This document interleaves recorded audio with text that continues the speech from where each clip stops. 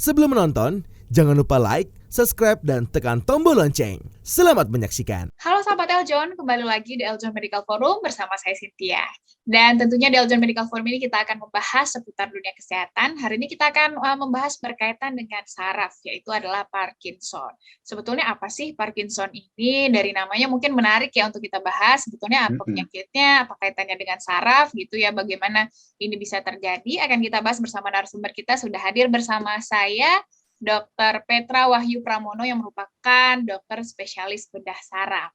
Halo Dr. Petra. Mbak Cynthia, sobat-sobat Eljon, salam kenal, saya Dr. Petra. Saya seorang spesialis bedah saraf yang bekerja di Rumah Sakit Siloam. Nah, kita ngobrol apa nih hari ini, Mbak Cynthia? Kita ngobrolin soal Parkinson ya. Nih dokter, mungkin orang-orang sudah sering mendengar, tapi nggak tahu ini sebetulnya penyakit apa gitu ya dokter ya. Nah, mungkin boleh dari Dr. Petra, boleh jelaskan sebetulnya apa sih Parkinson ini, penyebabnya apa dokter? Silahkan. Oh, oke. Jadi, teman-teman, saya mau ajak ngobrol sebentar. Kalau memang kita ngomongin Parkinson, sebenarnya kita sedang ngomongin suatu kelompok penyakit yang kita sebut sebagai gangguan gerak. Jadi, aku mau kasih sharing sedikit slide-nya nih. Kalau gangguan gerak itu sebenarnya ada dua, yang hipokinetik atau kurang bergerak. Jadi kalau orang itu tidak banyak gerakannya pelan-pelan atau dia kaku, itu dinamakan hipokinetik. Salah satu contohnya adalah penyakit Parkinson atau gejala-gejala Parkinson yang dibilang Parkinson-like syndrome. Ini aku punya sedikit contoh kalau orang yang dengan gangguan gerak itu seperti apa. Di sini kita lihat salah seorang pasien kita yang dengan penyakit Parkinson sudah ditegakkan. Kita lihat kalau dia untuk aktivitas berjalan aja dan untuk berputar aja itu membutuhkan banyak waktu dan banyak langkah lebih dari biasanya. Karena itu kita bisa bilang ini adalah gangguan hipokinetik, tidak banyak bergerak. Sebagai perbandingannya, kita kasih lihat juga orang yang dengan hiperkinetik. Jadi hiperkinetik itu gerakannya tidak pantas atau tidak ada gerakan-gerakan yang tidak perlu. Seperti misalnya pasien kita ini, dia ada gerakan kebanyakan seperti melompat dan gerakan yang kakinya tadi muter. Itu sebenarnya bukan gerakan yang direncanakan, itu ada gerakan yang tidak bisa dikontrol. Jadi kalau kita ngomongin Parkinson, kita adalah ngomongin gerakan yang terlalu sedikit dan kaku. Nah, kalau tadi Mbak Cynthia juga nanya penyebabnya itu apa kalau penyakit Parkinson. Aku sharing dikit lagi juga bahwa sebenarnya Parkinson itu penyebabnya itu sangat kecil. Penyebabnya adalah suatu protein yang pakai mikroskop aja susah banget kelihatan. Ini kita lihat misalnya di sebelah kanan ini ada sebuah protein. Ini adalah gambar skematik ya. Kita kalau pakai mata nggak mungkin kelihatan sebuah protein. Nah, protein ini dia ngumpul di dalam sebuah sel seperti yang saya lingkarin di gambar E ini. Begitu dia makin banyak ngumpul proteinnya, selnya rusak deh dan selnya mati. Nah, sayangnya sel ini terletak di tempat yang penting. Kalau dilihat di gambar yang gede, ini kan ada hitam-hitam yang berkurang. Sel-sel inilah yang kena, sel-sel di tempat yang namanya substansia nigra atau basal ganglia, yaitu adalah tempat yang penting banget buat menyampaikan sebuah hormon namanya dopamin yang mengkontrol gerakan. Jadi aneh banget kan bahwa suatu protein yang kita bahkan nggak bisa melihat ternyata bisa memiliki efek yang begitu besarnya sampai bisa mengakibatkan gangguan gerak pada orang-orang Parkinson gitu.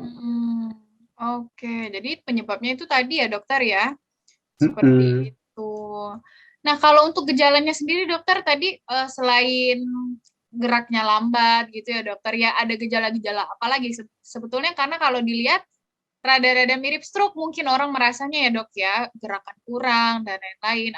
Apa saja lagi dokter gejala-gejala yang mengarah ke Parkinson ini? Nah, betul banget Mbak Cynthia. Jadi kita tuh kalau ngedengar stroke, itu kesannya kan ngedadak banget ya, yang kayak, aduh tiba-tiba mencong bibirnya, tiba-tiba pelo, atau tiba-tiba nggak bisa ngegerakin. Kunci katanya di situ tuh, bahwa ada ketiba-tibaan dalam stroke itu. Stroke kan kalau pembuluh darahnya macet, jadi tahu-tahu otaknya ngadat. Dibandingkan dengan Parkinson, yaitu penyakit yang namanya kita bilang kronis, jadi dia pelan-pelan. Karena kan tadi kita harus nimbun satu protein, satu protein, satu protein, lama-lama satu sel, satu sel, satu sel kena, sehingga makin lama makin banyak. Maka nomor satu perbedaannya antara stroke sama Parkinson adalah waktunya. Kalau stroke itu ngedadak banget deh, kalau Parkinson lama-lama. Nah, aku juga mau sharing dikit lagi. Jadi ini adalah sebuah gambar otak. Jadi otak manusia itu kalau dibuka seperti ini terdapat beberapa bagian yang sangat penting yang mengkontrol gerakan. Jadi aku mau gambarin dikit di atas ini. Jadi gerakan kita tuh dimulai dari pinggirnya otak ini, yang namanya motor cortex. Kemudian nanti sinyalnya sampai ke sini, sampai ke basal ganglia, sampai ke nucleus caudatus, dan lain-lain, dan akhirnya nanti ke bawah, ke kaki dan ke tangan kita. Nah, di penyakit Parkinson yang kita bilang tadi, ada perbedaan di mana zat dopamin yang tadinya rusak itu memiliki efek untuk menghambat gerakan-gerakan. Nah, di sini aneh nih. Tadi kita bilang Parkinson itu penyakit yang berhambat, dia hilang. Mestinya jadi cepet dong. Tapi ternyata bukan. Ternyata dengan dopaminnya kurang ini malah meningkatkan adanya kekakuan otot dan adanya getaran-getaran pada pasien dengan penyakit Parkinson. Nah, kalau ditanya tadi kayak gimana, sebenarnya Parkinson itu diawali dengan gejala-gejala yang tidak kelihatan. Jadi hal-hal seperti depresi, hal-hal seperti ansietas, sulit buang air, penciumannya hilang. Ini kan zaman corona ya, kalau penciumannya hilang kita rada panik. Baru setelah itu kelihatan tuh yang tadi kita lihat banget bahwa orang itu jadi pelan, orang itu jadi kaku, orang itu jadi tremor. Memang disinilah orang bilang baru Parkinson mulai. Sebenarnya startnya udah lama banget. Dan makin lama mulailah ada pikunnya, mulailah nggak bisa makan, mulailah sering jatuh, mulailah demensia, dan lain sebagainya. Jadi untuk penyakit Parkinson sendiri, gejalanya itu banyak banget. Ada yang motor, ada yang nggak motor. Kalau motor kan tadi kaku-kaku. Tapi yang orang sering nggak paham tuh kayak pikunnya, depresinya, ansietasnya itu ternyata berasal dari penyakit Parkinson juga gitu, Mbak. Oke, jadi ada gejala yang nggak terlihat yang mungkin itu tadi bisa terjadi lebih dulu, baru ada lambat gerakan, tremor, kaku, dan lain-lain gitu ya, Dok ya? Betul banget, betul banget. Ya, Hmm. jadi kalau misalnya kita bilang orang Parkinson, itu tuh seringnya nomor satu itu adalah, kan kita tadi bilang pasiennya menjadi pelan ya. Jadi bukan cuma gerakannya loh, tapi suaranya juga pelan. Jadi misalnya lama-lama aku suaranya makin kecil gitu loh. Kita kayak ngomongnya, perasaan nih ngomongnya biasa aja, tapi orang selalu bilang kok kita ngomongnya jadi kecil, karena kita terhambat di bagian otaknya untuk ngomongnya. Selain suara, tulisan tangan juga. Tulisan tangan kita yang gede, lama-lama makin kecil, sampai nggak kelihatan juga. Kita ekspresi yang dari tadi kita ngomong, alis naik, bibir gerak, lama-lama ngomong apa segala macam, mukanya gini aja. Jadi kurang bergerak itulah. Apa aja mukanya gini aja, kan nggak seru tuh sebenarnya. Senyumnya nggak ada lagi loh. Dan yang lain-lain tadi, yang gerakannya pelan, dan lain-lain gitu. Kalau tremor itu, dokter, apakah memang pasti dialami oleh Parkinson juga, dok? Oh, itu benar banget. Jadi memang tremor itu salah satunya, nomor satu kriterianya untuk penyakit Parkinson. Tremornya kayak apa sih? Jadi ternyata tremor aja tuh banyak klasifikasinya loh. Jadi tremornya adalah pada saat kita nggak gerak. Jadi waktu tanganku nggak dipakai kayak gini, ternyata orang ngeliat kok tangan lu gerak-gerak sih? Ya juga ya gerak-gerak. Tapi lucunya waktu kita nggak pakai dia gerak-gerak, waktu kita pakai buat nulis, buat ngetik, buat segala macam, dia fine. Dia nggak ada tremornya sama sekali. Kita nulis masih oke. Tapi gitu kita taruh, mulai gerak-gerak lagi dia. Salah satu tremornya Parkinson yang terkenal adalah gejala pill rolling. Jadi kurang lebih begini nih, ada gerakan kayak kita lagi ngelinting rokok lah. Kalau orang Ya. zaman dulu sambil kita tremor ngelinting rokok. Nah, tapi perlu diingat ya, nggak semua tremor itu Parkinson. Jadi kan Parkinson penyakit yang kronis dan nggak bisa disembuhin gitu. Jadi orang, ah udah Parkinson, udahlah nggak usah diapain. Tapi mendingan dicek dulu. Seringnya tremor tuh karena penyebab lain juga ada. Penyakit tremor aja ada, dan lain-lain ada yang bisa disembuhin. Oke. Jadi itu ya dokter ya gejala-gejalanya nggak hanya terlihat fisik tapi juga ada depresi, anxiety Mm-mm. juga, dan bedanya dengan stroke adalah kalau stroke mendadak gitu ya dokter ya, Iya, iya banget. mendadak terjadi kekakuan dan lain-lain. Tapi dokter Mm-mm. karena gejalanya ada depresi, anxiety gitu ya dokter ya, apakah ini Mm-mm. juga akhirnya dia mengalami gangguan secara mental gitu dokter atau gimana nih dokter? Nah, Adanya seperti itu. ya, ini menarik banget nih. Ini juga adalah subjek dari banyak penelitian. Tadi kan kita bilang kalau orang dengan Parkinson itu zat hormon dopaminnya berkurang, sehingga menyebabkan tadi keluhan-keluhan yang dia tremor dan lain sebagainya. Dopamin itu ternyata dipakai juga untuk bagian-bagian otak lain. Salah satunya untuk kesenangan kita. Jadi misalnya kita suka apa ya, bilanglah saya suka makan permen gitu. Tiap kali makan permen itu saya senang. Berarti tiap kali makan permen kita dopaminnya naik tuh. Nah lama-lama orang dengan Parkinson kan dopaminnya turun, dia jadi nggak bisa merasakan senang.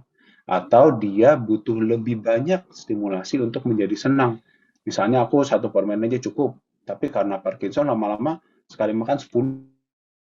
Jadi orang yang kayak suka bikin hal-hal berisiko, panjat tebing, apa segala macam, kok nih orang berani banget ya, kok nih orang mengambil banyak sekali resiko, itu mungkin gejala-gejala juga dari kurangnya Parkinson, kurangnya dopamin gitu.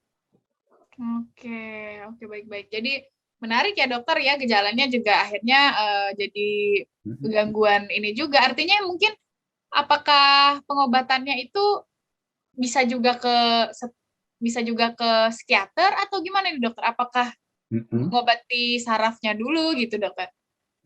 Oh, oke. Jadi memang kalau kita ngelihat sebenarnya kan asal mula semua keluhan dari penyakit Parkinson itu kan kurangnya zat dopamin.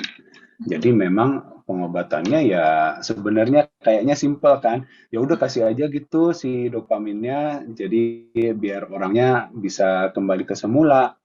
Seperti diilustrasikan di sini memang kita kasih dopamin.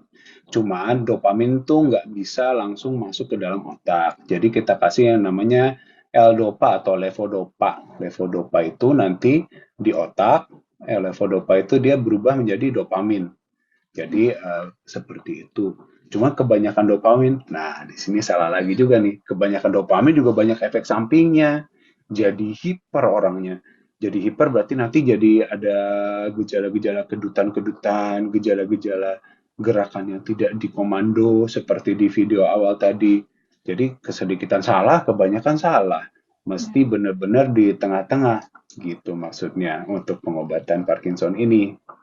Oke, menarik ya dok. Tapi dokter, apakah Parkinson, nah usianya nih dokter yang paling Mm-mm. orang tanya, apakah memang yang mengalaminya hanya lansia saja dokter atau gimana? Umur berapa sih orang-orang yang mengidap Parkinson dok? Itu sebenarnya sering dilihat sebagai penyakit orang berumur ya. Memang dia sebelum 50 tahun langka, langka banget. Biasanya habis 50, 60, 70, 80, 90 itu kejadiannya Parkinson meningkat-ningkat banget sampai 5 sampai 10 kali lipat resiko biasanya. Tapi patut diingat bahwa Parkinson tadi selain disebabkan karena keturunan, 15% orang Parkinson tuh keluarganya ada Parkinson juga loh. Tapi juga ada karena hal-hal lain. Misalnya aku mau share di sini, mungkin orang pada tahu ini siapa, kasih tahu kalau tahu ini siapa. Jadi, wah ini yang petinju Muhammad Ali. Muhammad Ali ini dulu mungkin kalau zaman kakek-kakek kita terkenal banget, dia heavyweight boxing. Dan Ya. seperti kita lihat, kebanyakan orang boxing itu emang kenanya di kepala. Jadi dengan benturan di kepala yang berulang-ulang kali, mungkin dia boxing, mungkin dia American football, mungkin dia olahraga lain yang banyak kena benturan kepala, bisa rusak juga sel-sel tersebut. Jadinya Muhammad Ali usia 38 udah ada Parkinsonnya. Dan kita juga kenal dong, ini yang di poster sebelah kanan, poster film Patch Adams ini, Robin Williams, orang yang terkenal banget, dia juga Parkinson di usia 40. Bahkan sering dikaitkan kalau Robin Williams kan memang cerita hidupnya rada sedih ya, ujung-ujungnya dia mengambil nyawanya sendiri tuh pada usia 40 sekian 50-an. Banyak yang mengkaitkannya ya karena jangan-jangan dia depresi, jangan-jangan dia merasa ansietas yang ditimbulkan dari Parkinsonnya tersebut. Jadi sekali lagi ada yang gejala terlihat, ada yang gejala nggak terlihat, dan bahkan usia muda pun dengan faktor-faktor risiko yang kuat, dia juga bisa kena Parkinson. Nggak selamanya penyakit orang tua. Nah, jadi kalau kita punya gejala-gejala seperti itu, ya udah cek aja dulu gitu maksudnya Bu Cynthia. Oke deh. Baik, Dokter Petra, terima kasih. Oke, terima kasih. Nah, Sobat Eljan, tadi sudah kita ketahui ya, apa sih sebenarnya Parkinson, tadi dengan gejala-gejalanya, kemudian penyebabnya juga apa, kemudian apa sih perbedaannya dengan stroke. Jadi kita sudah tahu ya, semuanya berkaitan dengan saraf, bahkan tadi ada beberapa gejala yang kita tidak tahu, ternyata bukan hanya fisik, tapi ada juga depresi, anxiety, dan lain-lain. Nah, jangan kemana-mana karena kita juga masih akan membahas bagaimana pengobatannya juga, yang paling penting juga bagaimana mencegahnya sih supaya Parkinson ini tidak diidap oleh siapapun tentunya ya. Jangan kemana-mana, tetap di Eljon Medical Forum.